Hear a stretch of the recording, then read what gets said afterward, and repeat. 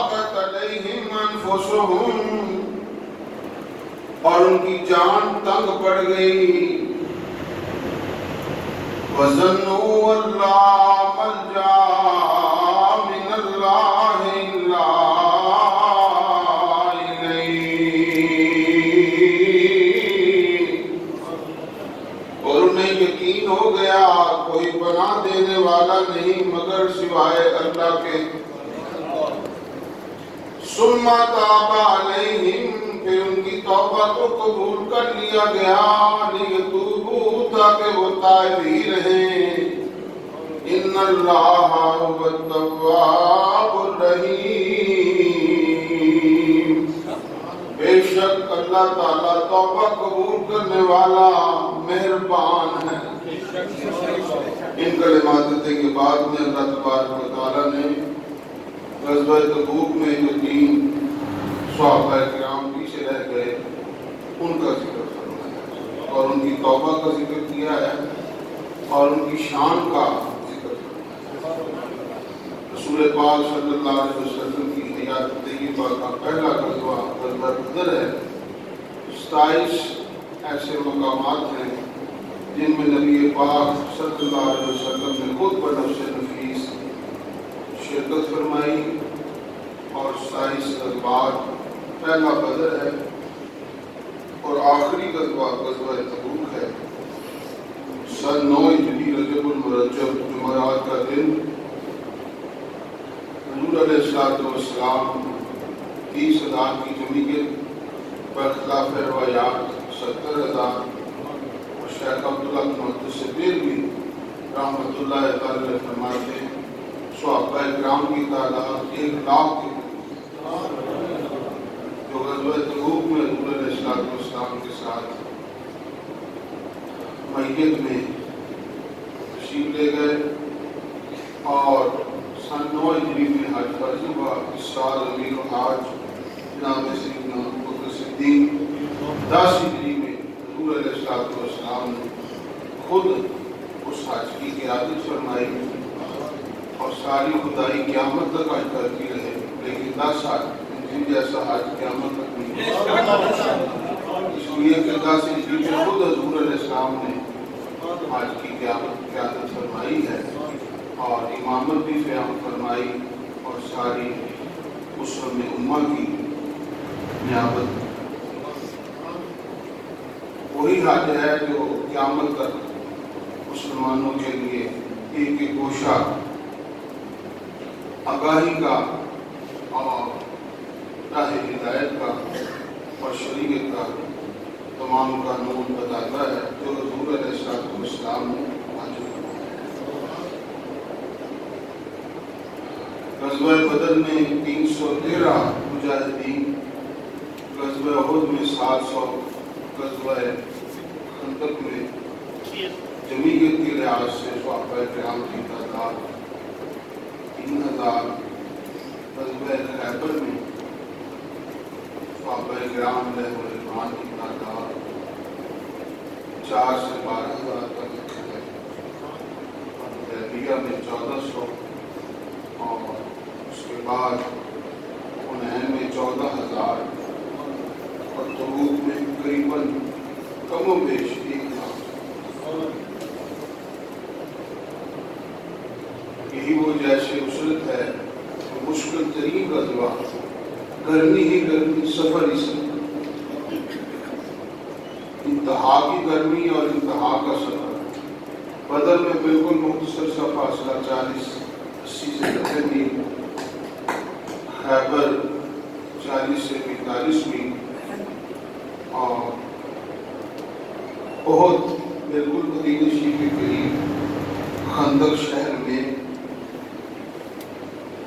حنین مکہ المکرمہ سے بالکل قریب، اور تبوک قریباً 1700-1800۔ 10 صحابہ کرام کی باری آتی ہے، ایک سواری پر، اور ایک کھجور 2 صحابہ کرام میں تقسیم ہو رہی تھی، اور صحابہ کرام اسے چوس کر استعمال کرنا۔ کتنی مشکل سے یہ غزوہ کا سفر طے کیا۔ جب حضور نے حکم دے دیا تو صحابہ کرام تیار ہو گئے اور حضور علیہ السلام نے باقی تمام غزوات کی تیاری چھپ کر رازدارانہ طریقے سے، لیکن اس غزوے کی تیاری کھلم اعلان فتح مکہ راز میں تیاری اور غزوہ تبوک کی تیاری عام۔ حضور علیہ السلام فرماتے ہیں کون ہے جو مجاہدین کی خدمت کرے؟ حضرت عبد الرحمن بن عوف، ان کے پاس 40,000 دینار جو انہوں نے حضور کی بارگاہ میں پیش کی اور 40,000 دینار عرض کیا شکلہ میں نے اپنے گھر والوں کے لیے، یہ جذبہ صحابہ کرام 40,000 دینار اسلام پر خرچ کر رہے ہیں اور عثمان غنی 900 اونٹ پیش کی،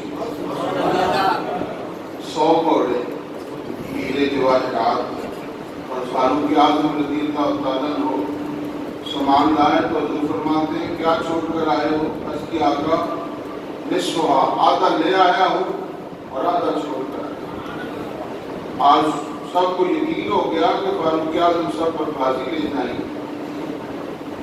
اسی اثناء میں یار غار مصطفیٰ جناب حضور علیہ السلام کی بارگاہ میں حاضر ہوئے۔ رسول پاک صلی اللہ علیہ وسلم نے وہی سوال جو جناب فاروق اعظم سے پوچھا تھا وہی ابو بکر صدیق سے پوچھا، اور میں معاف کہتا لے آنے کا یا ابو بکر صدیق تم نے اپنے گھر والوں کے لیے کیا چھوڑا ہے؟ تو سیدنا ابو بکر صدیق کا جواب عشق کی لغت میں کائنات میں بے مثال جواب، آج اب کہہ تو اللہ و رسولہ، یا رسول اللہ میں نے گھر والوں کے لیے خدا چھوڑا ہے، مصطفیٰ چھوڑا ہے۔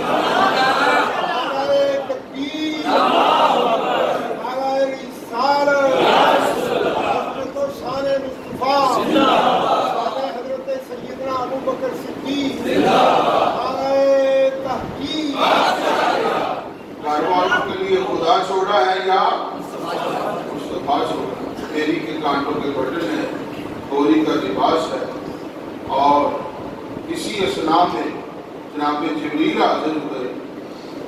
حضور علیہ السلام نے دیکھا جبریل کا بھی وہی لباس ہے جو ابو بکر صدیق کا۔ معلوم ہوتا ہے کہ فرشتہ نوری ہے، لباس صدیقی، فرشتہ نوری ہے اور لباس صدیقی۔ حضرت ابو بکر صدیق رضی اللہ تعالیٰ عنہ کا جو لباس ہے وہی لباس ہے جناب حضرت جبریل کا۔ حضور علیہ السلام مسکرایا فرمایا جبریل کے لباس کیسا ہے؟ عرض کی رسول اللہ نگاہ نبوت اٹھا کر دیکھیں، اللہ نے آج ہر فرشتے کو حکم دے دیا ہے وہی لباس پہنو جو میرے نبی کی یاد میں اور ان سے پوچھو اتنا کچھ دینے کے بعد رب سے راضی؟ حضرت ابو بکر صدیق فرماتے ہیں یا رسول اللہ آپ مجھ سے پوچھ رہے ہیں؟ ان رب راضی، ان رب راضی، ان رب راضی، میں نے جو دیا ہے خدا کی رضا کے لیے۔ یہ قربانی صحابہ کرام کی۔ ایک صحابی جو گئے مزدوری کرنے کے لیے شام کو، جو انہیں مزدوری ملی وہ جا کر میٹھی چیز قرمے اور جا کر مجھے لے کر حضور کی بارگاہ میں حاضر ہوئے۔ حضور علیہ السلام فرماتے ہیں یہی تیری جنت کا جانے کا سبب ہے۔ یعنی اسلام پر خرچ کرنا بہت بڑی نیکی ہے۔ رسول پاک صلی اللہ علیہ وسلم نے صحابہ کرام علیہم رضوان کی تمام خدمات کو قبول فرمایا اور شیر خدا علی کے مرتضی شاہ دل قرار رضی اللہ عنہ حاضر ہوئے۔ حضور علیہ السلام نے فرمایا تم نے مدینہ منورہ میں رہنا ہے۔ عرض کی آقا میرا مقام تو میدان جہاد میں ہے۔ حضور فرماتے ہیں انت منی بمنزلۃ ہارون بن موسیٰ، تم میرے نزدیک ایسے ہی جیسے موسیٰ علیہ السلام کے نزدیک ہارون علیہ السلام، لیکن یاد ہے وہ نبی تھے تم نبی نہیں، وہ نبی تھے تم نبی نہیں۔ जनाब हज़रत अबू बकर सिद्दीक रज़ी अल्लाह तआला अन्हु को हुज़ूर अलैहि सलाम ने सबसे बड़ा झंडा ग़ज़वा तबूक में अता फरमाया। हज़रत अली ग़ज़वा तबूक में शामिल नहीं, हज़रत उस्मान गनी ग़ज़वा बदर में शामिल नहीं, लेकिन कौन सा ग़ज़वा जिसमें हुज़ूर और सिद्दीक़ अकबर हुज़ूर के जिसमें अतर का साया नहीं था, लेकिन जो साये की तरह हुज़ूर के साथ साथ रहे, उस वजूद का नाम अबू बकर सिद्दीक़ रज़ी अल्लाह। सहाबा किराम की जमीयत तैयार हुई और हुज़ूर अलैहिस्सलाम अभी तैयारी हो रही थी ग़ज़वा तबूक की। मुनाफिकीन ने एक मस्जिद बनाई और हुज़ूर अलैहिस्सलाम से कहा आ जाए हमारे मस्जिद में और नमाज पढ़ें और इफ्तिताह करें। बारिश हो जाती है, बाज़ औक़ात तो रस्ते मुनक़ता हो जाते हैं, सहाबा किराम का वहाँ पहुँचना मुश्किल हो जाता है, तो इधर ही नमाज पढ़ें। हुज़ूर अलैहिस्सलाम फरमाते हम तबूक जा रहे हैं और जब वापस आएंगे। हुज़ूर अलैहिस्सलाम वहाँ तशरीफ़ ले गए और जब वापस तशरीफ़ लाए तो उन्होंने कहा हुज़ूर अलैहिस्सलाम से हमारे मस्जिद में रब्बे कायनात ने महबूब को मना फरमाया, महबूब खबरदार इस मस्जिद में नहीं जाना,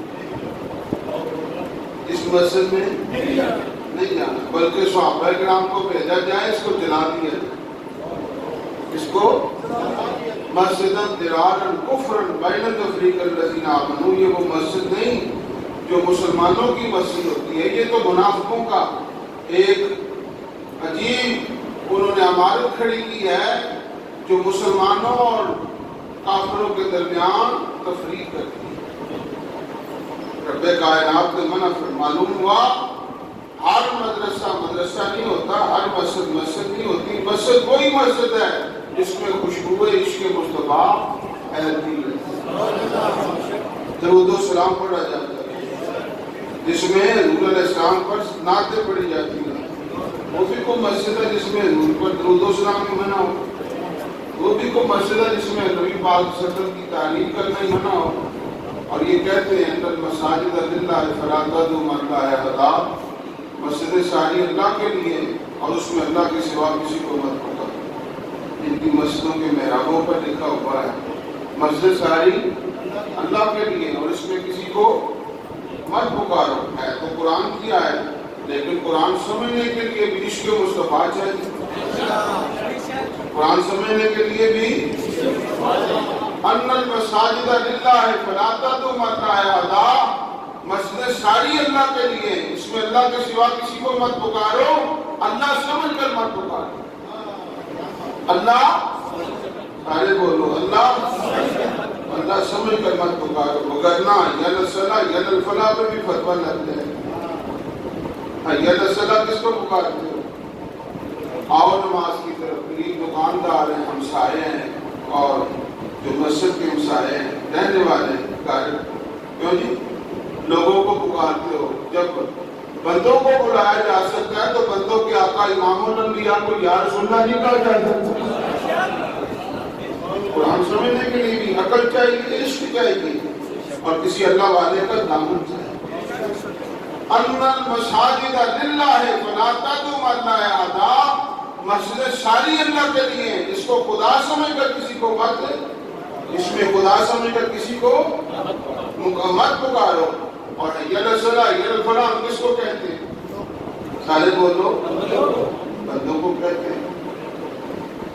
आओ नमाज की तरफ, उस वक्त अल्लाह को बुला रहे, सारे बोलो अल्लाह जी आकर नमाज पढ़ो, अल्लाह जी आकर फला हासिल करो। और अल्लाह शेर को पांचों वक्त तुम बुलाते हो यल सला यल फला, तो यल सला यल फला में भी फतवा लगना चाहिए, क्यों जी? जब बंदों को बुलाया जा सकता है तो बंदों के आका इमामुल अंबिया को भी या रसूलल्लाह कहा जा सकता है। दरूद व सलाम सरकार दो आलम सल्लल्लाहु अलैहि वसल्लम ने सहाबा किराम की ड्यूटी लगाई और मुनाफिकों के उसके تمام عمارت کو گرا دیا، ورنہ حضور کے ہوتے ہوئے، حضور کی مسجد کے ہوتے ہوئے کسی مسجد کی ضرورت نہیں، مسجد کو بنا دی شب پر، من اپنا ایمان کی حرارت والوں نے، من اپنا پرانا پاپی ہے برسوں میں نمازی، وہ مسجد بنانا کام نہیں، مسجدوں میں عشق مصطفیٰ کی روشنی پھیلانا کام، کیوں جی؟ صرف مسجد کی بنیاد رکھ دینا کام نہیں، اس میں قیامت تک درود و سلام جاری کرا دینا یہ سب سے بڑی کیوں جی؟ جہاں اللہ والا جو ڈیرا لگاتا ہے وہاں درود و سلام، وہاں قرآن پاک، وہاں ذکر الہی، ذکر محبوب خدا جاری ہو جاتا ہے۔ سمجھ آ رہی ہے؟ رسول پاک صلی اللہ علیہ وسلم کے ذکر خیر سے تمام آبادیاں اور تمام علاقے اور تمام شہر آباد ہیں۔ جہاں خدا کا ذکر ہو، مصطفیٰ کا ذکر نہ ہو، نہ وہ گھر گھر ہے، نہ وہ دل ہے، نہ وہ مسجد ہے، نہ وہ مدرسہ ہے۔ خوشا مکتب مسجد و خانقاہ کہ درب بود کی تو کال محمد۔ مسجد کوئی مسجد ہے، مدرسہ کوئی مدرسہ ہے جس میں حضور کا ذکر ہو، جس میں سارے بولو دل ہے وہ دل جو تیری یاد سے معمور رہا، دل ہے وہ دل جو تیری یاد سے معمور رہا، سر ہے وہ سر جو تیرے قدموں پہ قربان گیا، انہیں جانا انہیں مانا اور نہ رکھا غیر سے للہ الحمد، میں دنیا سے مسلمان گیا، اور جان و دل ہوش و خیرت سب تم مدینے پہنچے، تم نہیں چلتے رضا سارا تو سامان گیا۔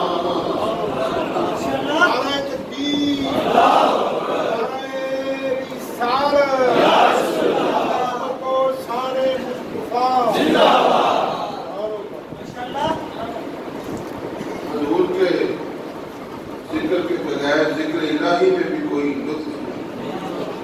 اللہ حضرت کریم و برکت فرماتے ہیں، ذکر خدا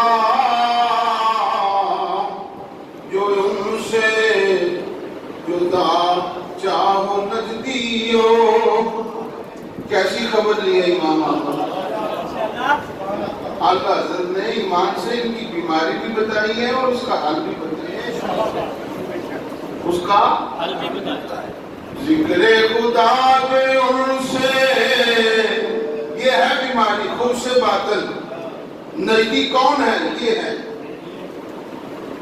ذکر خدا جو ان سے جدا چاہو نجدی ہو، واللہ ذکر حق نہیں یہ تو کنجی شکر کی ہے۔ یہ تو شیطان بھی ذکر کرتا رہا، ناکام رہا، کیوں جی؟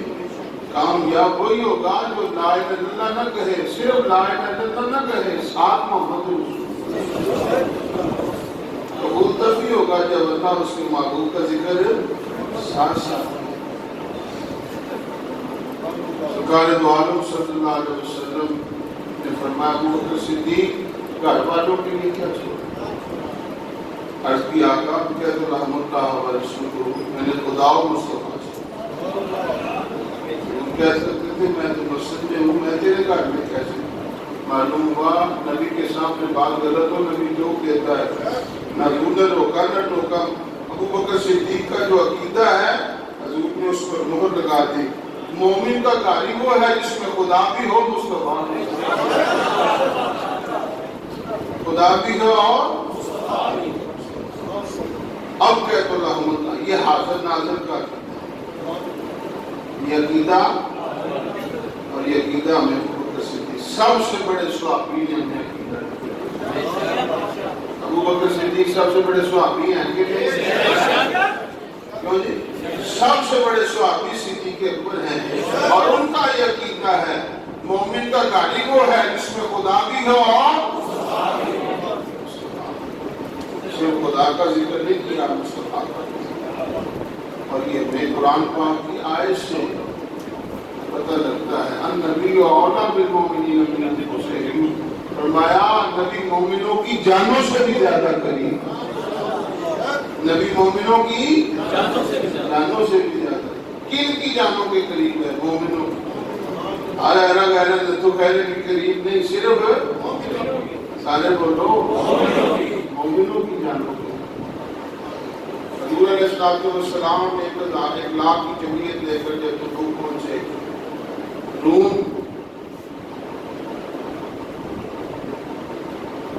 حضور علیہ السلام 10 دن رکے، 15 دن رکے، 20 دن، بخلاف روایات میں نہ کوئی آئی سامنے۔ یہ وجہ تھی حضرت علی کو نہ لے جانے۔ فرمایا علی تجھے مدینہ شریف میں رہنا اس کی وجہ یہ ہے تیرے جانے کی ضرورت تھی وہاں نہیں، تلوار چلانی ہوتی تو تجھے ساتھ لے کر۔ یہ ہے علم غیب، کیوں جی؟ تلوار کی ضرورت ہی پیش نہیں آنی، اس لیے تو مدینے میں ہی ہو۔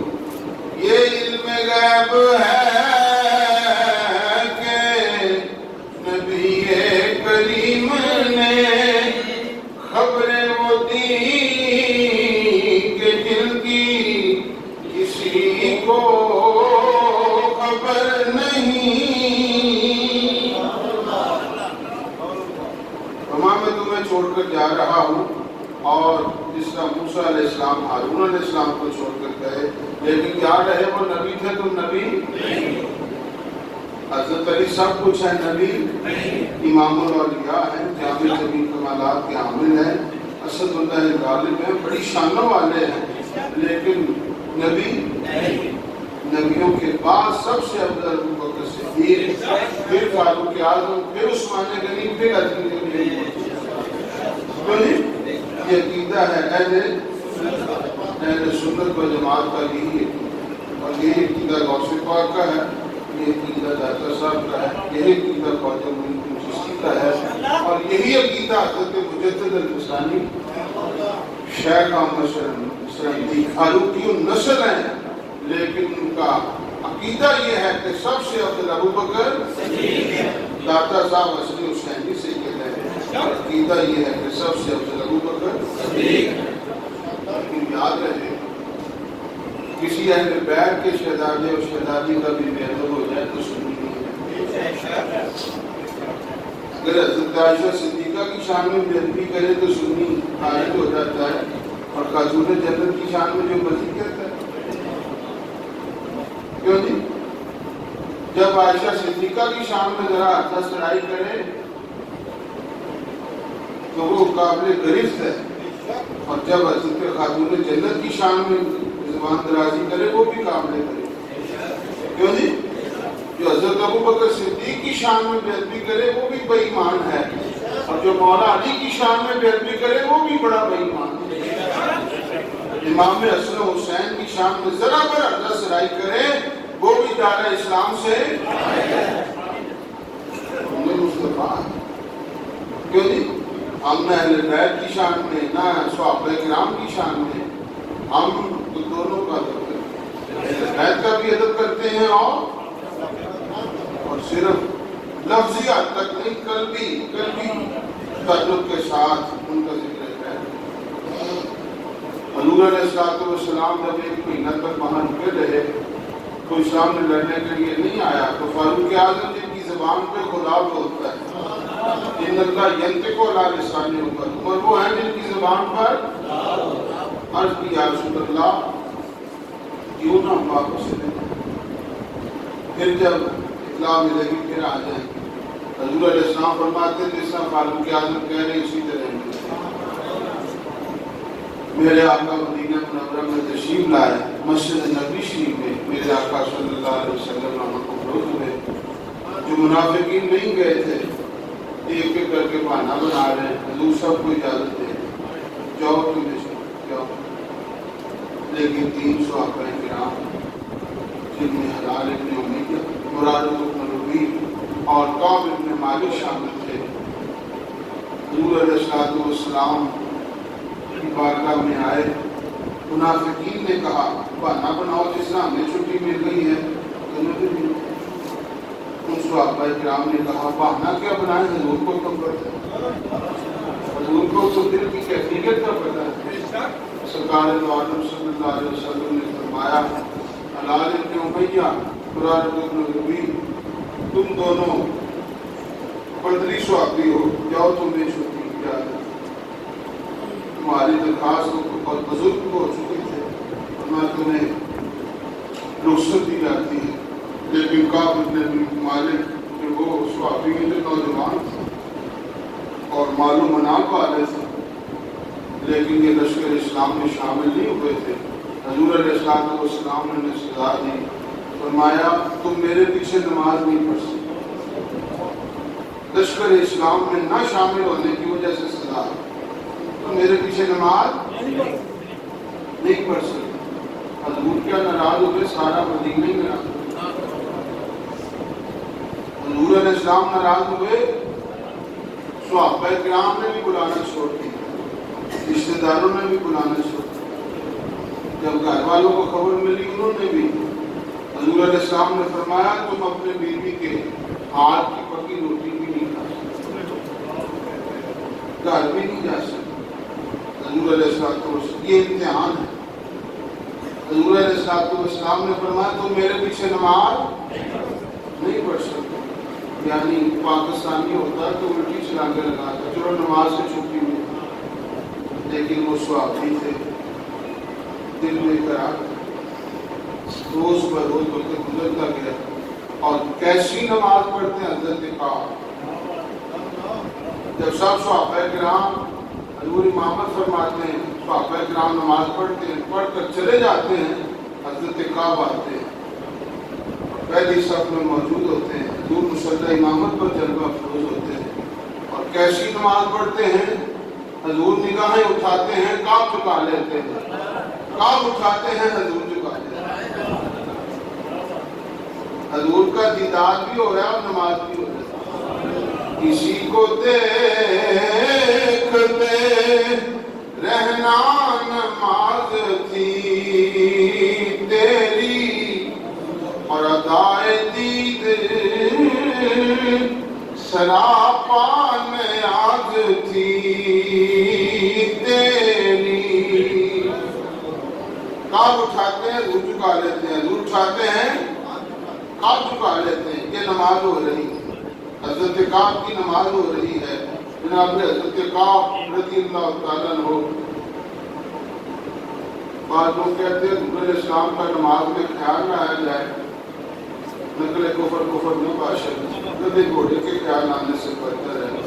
کہ میں اپنے پاس سے نہیں کہہ رہا، کتابوں میں موجود ان کی کہتے ہیں اللہ کسی حضور علیہ السلام کا خیال لایا جائے تو وہاں تو دیدار مصطفیٰ، حضور کا دیدار، حضور کی طرف نگاہیں، حضور علیہ السلام کے جمال کی زیارت، نماز بھی ہو رہی ہے، جمال مصطفیٰ کی زیارت بھی ہو رہی ہے۔ اور آج جو سنی مدینہ شریف جائیں خوش نصیب ہے، سارا مسجد نبی کا اجتماع پیچھے ہوتا ہے، حضور کا روضہ آگے ہے، ساری مسجد نبی حضور کا روضہ ارے بولو حضور کا نہیں، حضور کا موت ہے، سجدہ اللہ کو ہی ہو رہا ہے، دیدار مصطفیٰ کے روضے کا ہوتا ہے۔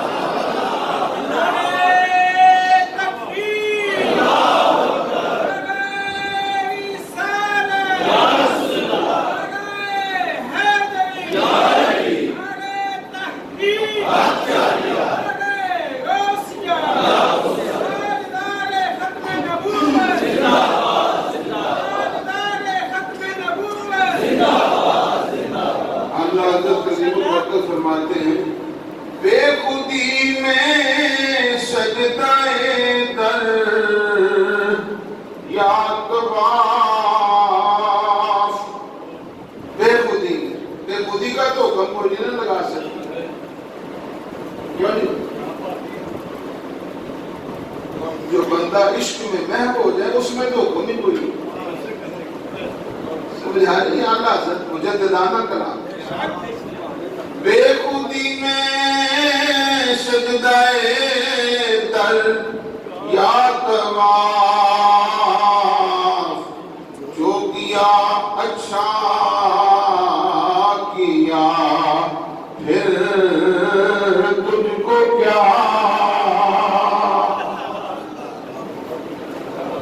اس وجود کا نام ہے امام احمد رضا. بے خودی میں سجدہ در یا جو کیا اچھا پھر تجھ کو. اور مولانا مصطفی رضا خان صاحب سنگ در جانا پہ کرتا ہے جبھی شاعر سجدہ نہ سمجھ نجدی سر دیتا ہے نذرانہ. ہمارا تو عشق ہے یا رسول اللہ. آپ کا حسن ایسا ہے, آپ کا چہرہ ایسا ہے, آپ کا آفتاب جیسا حسن و جمال ایسا ہے, سجدہ کرنے کو جی چاہتا ہے. حضور خود ہی حکم فرماتے ہو سجدہ نہ کرو. پہلے نبیوں کو سجدے ہوئے ہیں, آدم علیہ السلام کو سجدے ہوئے ہیں, جناب حضرت یوسف علیہ السلام کو سجدہ تعظیمی ہوا ہے. وہ عبادت کا نہیں تعظیم کا سجدہ. تو صحابہ کرام نے کی یا رسول اللہ ہمیں بھی تعظیم کا سجدہ کرنے کو دل چاہتا ہے. حضور فرماتے ہیں ٹھہر اگر میری امت میں شریعت میں سجدہ تعظیمی جائز ہوتا میں عورتوں کو حکم دیتا اپنے خامدوں کو سجدہ کرے, اپنے خامدوں کو سجدہ کرے. اور حضور علیہ السلام نے فرمایا میری امت میں سجدہ تعظیمی منع ہے, سجدہ تعظیمی منع ہے. سرکار دو عالم صلی اللہ علیہ وسلم کی بارگاہ بڑی ادب والی بات ہے. اللہ حضرت عظیم و برکت فرماتے ہیں ہمیں حضور کی زیارت کے بعد روضہ رسول کی زیارت کے بعد دل چاہتا ہے سجدہ کریں, لیکن حضور کا حکم روک رہا ہے. حضور علیہ السلام کا سارے بولو حکم روک رہا ہے. فرشتوں نے سجدہ کیا حضرت آدم علیہ السلام کو, لیکن حضور کی تعظیم آدم سے بھی بڑھ کر ہے. وہاں سجدے ہو رہے ہیں, یہاں درود و سلام ہو رہا ہے. وہاں سجدے ہو رہے ہیں, یہاں سارے بولو درود و سلام. امام اہل سنت مولانا شاہ رضا خان رحمۃ اللہ, حضرت کعب بن ابی مالک نماز پڑھتے ہیں, کس طرح پڑھتے ہیں دیدار مصطفیٰ. اس لیے ہم کہتے ہیں جو کہتے ہیں دل کا خیال لایا جائے گدے گھوڑے کے خیال آنے سے بدتر ہے نقل کفر کفر نہ باشد. تو جس کی نماز میں خود گدے گھوڑے چڑیا گھر کا خیال آ رہا ہے اس کے پیچھے نماز پڑھنی نہیں چاہیے. سارے بولو اسی کے پیچھے نماز پڑھنی چاہیے جس کے خیال میں چڑیا گھر نہ آئے بلکہ تصور مصطفیٰ. نماز یہاں پڑھو, نمازیوں کو مدینے سے پہنچا. کیوں نہیں؟ رسول پاک صلی اللہ علیہ وسلم کی بارگاہ میں جناب کعب بن ابی مالک حضور علیہ السلام نے فرمایا تم میرے پیچھے نماز نہیں پڑھ سکتے. یہ تو حضرت کعب کو کیوں نہیں پتہ ہے حضور کے پیچھے نماز پڑھنے کی شان کیا ہے. ساری عمر کے گناہ ایک طرف, حضور کے پیچھے نماز پڑھی ساری عمر کے گناہ کر. بخاری شریف کے اندر روایت موجود ہے حضور علیہ السلام کی بارگاہ میں عربی حاضر ہوئے, یا رسول اللہ ظلم تو نفسی, پھر کھڑے ہوئے ظلم تو نفسی, تیسری مرتبہ کھڑے ہوئے ظلم تو نفسی. حضور نے توجہ نہیں فرمائی یہاں تک کہ نماز کا وقت آ گیا, نماز پڑھائی تو پھر کھڑے ہوئے. محفل مصطفیٰ اجتماع حضور کا صدارت حضور کی. اس نے عرض کیا رسول اللہ میں نے اپنی جان پہ ظلم کیا. حضور علیہ السلام فرماتے ہیں لیسا قد صلیت معنا, اور بار بار اپنے گناہ کا ذکر کرتا ہے نماز میرے پیچھے نہیں پڑھی, تم نے نماز میرے پیچھے نہیں پڑھی. یا رسول اللہ نماز تو آپ ہی کے ساتھ پڑھی ہے، فرمایا نماز میرے پیچھے پڑے گناہ باقی رہ جائے۔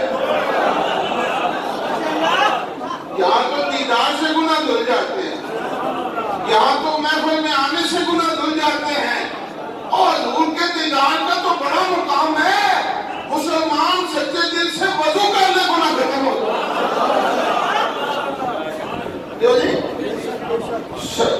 صحیح معنوں میں وضو کرنا شروع کر دے گناہ ختم ہو جاتے ہیں، نماز پڑھے گناہ ختم ہو جاتے ہیں، ڈاکٹر صاحب کی بارگاہ میں چلا جائے گناہ ختم ہو جاتے ہیں، حضور کی بارگاہ میں چلا جائے گناہوں سے پاک ہو جاتا ہے، اور حضور کا دیدار کر لے گناہ باقی کیسے رہ سکتا ہے؟ اب میں آپ سے پوچھنا چاہتا ہوں جو بیت اللہ ہے اس کا جو طواف کرے گناہوں سے پاک ہو جاتا ہے؟ بیت اللہ وہ ہے جو ہمیں پاک کرتا ہے، اور بیت اللہ کو جس نے پاک کیا ہے وہ آمینہ کے لال ہے۔ اس کانسیپٹ سے ہم کہتے ہیں وہ کعبہ ہے، اور میری سرکار کعبے کا بھی حجیو آؤ شہنشاہ کا روضہ دیکھو، اور کعبہ کو دیکھ چکے اب کعبے کا کعبہ دیکھو۔ وہ کعبہ ہے میری سرکار، حضور علیہ السلام نے حضرت کعب کا امتحان لیا اور سزا دی، فرمایا تو میرے پیچھے نماز بھی نہیں پڑھ سکتے، میرے پیچھے یہ تو حضرت کعب جانتے ہیں۔ اور شہنشاہ غسان کو خبر ہوئی، اس نے خط لکھا کہ گیلچی مدینہ منورہ میں آیا اور اس نے شاندار ریشم کا لباس پہنا ہوا ہے، ہیرے جواہرات سے مرقع تاج پہنا ہوا ہے، سونے کے بڑے بڑے اس نے بٹن لگائے ہوئے ہیں۔ حضرت کعب کے متعلق پوچھا کعب کہاں ہے؟ کعب وہ دیوانہ کسی نہ وہ بلاتا ہے نہ وہ کسی محفل میں آتا ہے، لمبے لمبے بالوں والا، بکھرے ہوئے بالوں والا اور پھٹے ہوئے کپڑوں والا، کسی وادی میں کسی کونے میں بیٹھا رو رہا ہوگا۔ حضور نے اسے سزا دی ہے۔